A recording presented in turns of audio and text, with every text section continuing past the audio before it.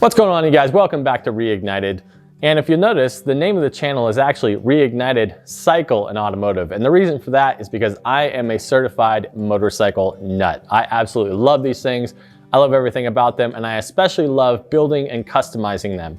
Now, if you'll look on the channel, a few years back, almost all of the videos were exclusively motorcycle based. Now, I know we're focusing more on the automotive side now, but I wanted to let you guys know that I'm going to be throwing in some motorcycle content here and there, maybe one video a month on it. Let me know if that's something you guys enjoy. If you're a motorcycle guy as well as an automotive guy, drop me a comment down below.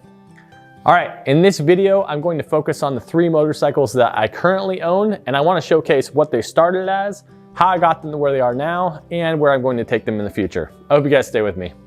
All right, so we're gonna start off with my first motorcycle here. This is my 2005 Kawasaki ZX10R. Some of you might have been able to recognize it, but I have changed it quite a bit from factory, so I wouldn't blame you if you didn't recognize it. But you know, it's your classic Ninja motorcycle. A lot of people who are not into motorcycles, that's the first thing to say. Is that a Ninja? Yes, this one is in fact a Ninja, but it's 1000cc, which means it is a liter bike, and it makes somewhere in the neighborhood of 180 horsepower. So if this thing is not fast enough for you, you are just not twisting the throttle hard enough. Now, it does not have all the modern features of a new motorcycle with the ABS, the traction control, and all of that. All the control is just in your right hand, so you really have to be on top of it. But it is an extraordinarily fun motorcycle to ride, and that is why it's one of my favorite bikes I've ever had. Now, when I first got this thing, it was pretty much stock. It had a couple of aftermarket doodads on there, but mostly stock, and it was beautiful. What a great looking motorcycle. And I enjoyed riding it as is for a while. And then I started doing some track days up in Oregon at my local track. And that was something that had been a goal of mine for a long period of time as a sport bike rider. You know, that's kind of our ultimate goal, is to really get to the track and improve our riding skills. So I did a few track days up there. I think it was my 3rd track day. And I distinctly remember we were going out for one of the sessions, and the rider next to me said, "Hey, that's a really beautiful ZX10R you have there." And I said, "Oh, thank you, man, I appreciate that." I'm sure you can imagine what happened next. I proceeded to low side it on that session. The bike slid into the grass, flipped, tumbled, and wrecked most of the motorcycle. I'll go ahead and throw up some pictures of that here. So that was really sad. I actually was pretty disappointed about that. It was a great looking bike. However, because my natural compulsion is to change things and modify things, and I decided that, you know what, I really like this bike. I want to keep it. So I went ahead and bought it back from insurance, and I did what you see here. And this isn't your normal Street Fighter design where people wreck their bikes, so they pull off all the fairings and ride it and it just looks like pure garbage. I tried to make it look pretty nice. And in fact, I was trying to emulate another favorite motorcycle of mine, which is a Ducati Street Fighter. Now, I think that is the most beautiful bike that has ever been built. It was an absolute favorite of mine, and I'm going to have one day, which honestly, if I'm going to do that, I better get in on that, because I think rather than dropping, I think the prices are starting to go back up on those. So I need to get in on that. But what I decided to do with this one is to kind of emulate that whole design. And in fact, I used a Ducati Street Fighter front headlight setup on here. Now, all this bracketry, I custom made all of that to make that work with the stock gauge cluster. As you can see, I went ahead and put the upright bars on there, the dirt bike bars, otherwise known as dirty bars. And that's actually, I have videos on all that. If you want to go watch that, I'll go ahead and link that here to that whole series on this motorcycle. But basically, I kept all of this, you know, clean. I put some frame sliders on there, aftermarket rear sets. I put the M4 carbon can on here, which the carbon is really faded now. It needs to be redone. And this is my favorite sounding exhaust I have on a motorcycle so far. Now, the tail section here, this is the most interesting part of the whole bike. I actually custom built this subframe completely from scratch, and it still uses the stock ZX10 seat, but this tail section here is a fiberglass reproduction of a Honda RS 250. Now, that's not a motorcycle that we ever got here in the States, but it's a very popular motorcycle in Europe that they used to race with. So this is what you would see on a lot of the lower class road racing motorcycles for years. And that was a look I was going for because I'm hugely into motorcycle racing. So that was kind of the style I wanted. Now, the taillight that I used is actually from a Honda CBR 1000RR. So I just went ahead and grafted that in place. And overall, I was really happy with the look. I think it really fits the whole style of the bike. It's aggressive looking and I was super happy with it. But here we are now. It's about 3 years or so since I've put the bike back together. I put a lot of miles on it, and this is a great bike from about 10-15 feet. And then you start getting a little bit closer, you can start seeing the wear and tear on it. It doesn't look quite as beautiful. You can see there's just some stuff that needs to be addressed on it. So like I said, I really like this motorcycle and I want to do it proper justice. So I think it's time to switch it up yet again. So the plan is, the front end is going to stay largely the same. I might do an update on the bars themselves. I want to go away from the shorty levers and go back to regular size levers. The shorty levers is kind of a fad type thing. It's kind of over with. I'd like to go back to the longer levers, gives you more leverage. No pun intended. Now this is going to stay largely the same here. I'm going to fix the tank and all the little issues it has there.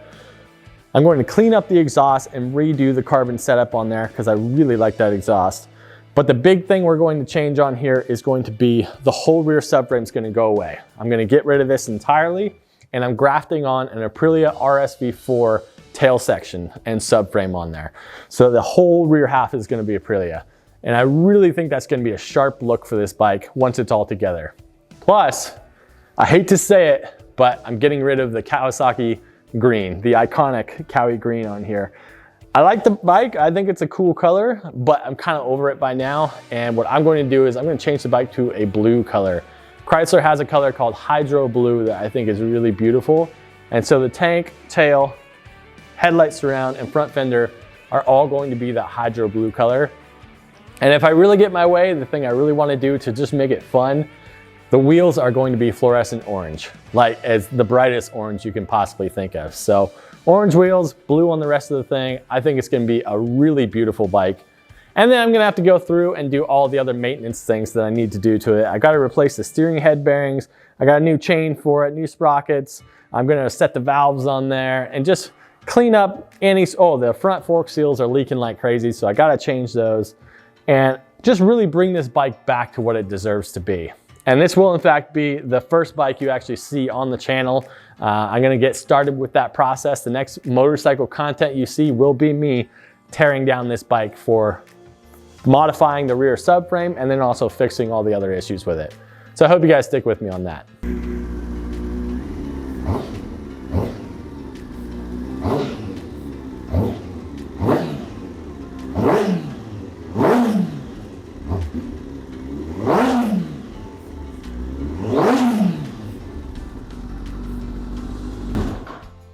Oh yeah, nothing wrong with that sound. So I finished up my green ZX10R and I went ahead and rode around for another year or so like that. And I took it to a couple more track days. And in fact, I almost dumped it again at the track. So I decided that I want a dedicated track motorcycle, something that I don't have to worry about. Ergo, my 2003 CBR Honda 954RR. Now this bike, I literally received it in boxes. It was not even an assembled bike. Everything was in pieces. And in fact, the number 2 piston was completely destroyed and it tore up most of the block. So I ended up having to rebuild the entire engine from top to bottom, reassembled the bike, painted it. I bought some fairings for it, just the fiberglass race fairings. And honestly, this is another bike that it's good from about 10 to 15 feet. The closer you get, the more you see its flaws. But I'm completely okay with that on this bike. This is a track motorcycle. As a mechanic, I gotta be honest, I do have a lot of mechanical sympathy, which means that I feel bad really tearing up on components because especially if they're nice stuff, I just feel bad about it. Like I have a hard time getting over that. Not so with this motorcycle. The entire point of this motorcycle was to just beat on this thing as hard as I humanly could and not care about it. And also, if I dump the thing at the track, who cares, whatever, not a big deal. And that's worked out terrific so far. So I'm actually really happy with this. Funny thing about this motorcycle, I found out after I started rebuilding it that is not in fact a 954 engine in there. Somebody had swapped in a 929 engine and that was what had blown up on there. So anyway, I've got a 929 engine in the 954. Honestly, it still makes really great power. I was pretty impressed with this motorcycle. Got some aftermarket crappy Chinese rear sets on there. Custom exhaust I made for it. This is actually an exhaust that I took about 6 inches off of. It used to be way out here you know, that gigantic late 2000s style exhaust. So no on that. Went ahead and chopped that down. Looks better, sounds better now. I think it looks pretty decent actually, just for what it is. But man, this motorcycle is an absolute riot to ride at the track. It's still something that I'm making improvement on. I'm still, you know, I've done about probably 10 track days total, maybe somewhere around there. So I've got a lot of room for improvement, but man, being at the track is my absolute favorite thing to do. And hopefully here in 2021, I'll get a chance to take this thing to a track here locally and show you guys what it's actually like out there, because it is the absolute best thing in the world. As far as the future of this bike goes, you probably won't see it too much on the channel unless I am doing a track day with it, because I'm not planning on changing anything. I'm gonna throw some new grips on there, but otherwise, I'm just gonna change the oil on this thing and keep ripping it until I crash it or it dies for good. All right, so the last bike we're covering in this video is one of my more in-depth builds that I've done. This is a 1980 Suzuki GS850G. I know, kind of a long name there, but one of your classic inline four-cylinder motorcycles from way back when. They call them UJMs, or Universal Japanese Motorcycles, because in the 80s, all four of the Japanese manufacturers, their bikes looked very interchangeable, very much the same style. I redid this one in more of what you would call maybe a cafe-styled bike. I went ahead, the only thing that's left of the original bike is the engine itself and the front half of this frame. So I built this whole rear half, this whole rear subframe, put this cafe-styled seat on there. One of the interesting things I did to this bike is I got rid of the twin shocks in the back and I modified the swing arm and put in a monoshock assembly. So guys, I basically started riding motorcycles with sport bikes. That was my passion, and I still really enjoy sport bikes, clearly. So I like my custom motorcycles to have a lot of sport bike influence to them. So as you can see, I put the modern style forks on there. I believe these are from a 06 or 07 GSXR 600 front forks on there. So I use all the modern braking and suspension from a sport bike. So my bikes generally will handle pretty well and they'll generally stop very well. So, and it's more of an aesthetic thing than anything else for me. This actually is a different Suzuki GS850 gas tank than what actually came on this bike. I went with this style because it has the little cutouts here, so more of a cafe styled thing. Powder coated the frame, the wheels on here. It's got a stainless exhaust on there. The bike turned out cool. It has the look that I wanted for, absolutely, but it does have a couple of things that just aren't quite up to my standards, and there's a couple of things that just don't really mesh for me. Once again, I've got the shorty handlebar levers on there. I don't like that. I want to switch back to longer levers on there, especially because the clutch cable requires a pretty serious pull on it. It's very, very stiff. I don't like that. It makes it not as rider friendly. I need to improve the steering lock situation. It just doesn't have enough swing for my tastes on there. Something's up with the brakes. They're not quite right. So there's a lot of like little fiddly things that, even though this bike looks really cool and has the right stance and everything, it's just, there's a lot of little tweaks that need to happen to make it right. And honestly, I want to do this bike right because I think it's really cool. And so honestly, my intention is to sell this motorcycle here, but I need to make it right and make it work properly before I do so.